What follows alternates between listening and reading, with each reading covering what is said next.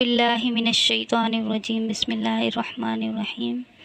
مولانا وحید الدین صاحب کی ایک بک ہے کتاب زندگی، اس میں وہ پختہ انسان کی صفات بیان کرتے ہیں اور وہ کہتے ہیں کہ پختہ انسان وہ ہے جس میں مردانہ اوصاف پائے جائیں، جو حقیقت واقعہ کا اعتراف کرے، جو رد عمل سے اوپر اٹھ کر معاملہ کرے، جو اپنے جذبات کو قابو میں رکھ سکے، جس کے اندر ناخوشگواری کو تحمل کے ساتھ عبور کرنے کی صلاحیت ہو، جو لوہے کی طرح قابل اعتماد کردار کا حامل ہو۔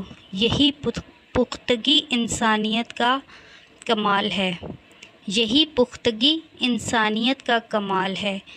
جس انسان کے اندر خصوصیات ہوں وہی کامل انسان ہے، وہی انسانیت کے اعلیٰ درجہ تک پہنچا ہے۔ ایسے ہی افراد زندگی میں کوئی حقیقی کارنامہ انجام دیتے ہیں اور یہی افراد ہیں جو کسی قوم کو ترقی اور کامیابی کی طرف لے جاتے ہیں۔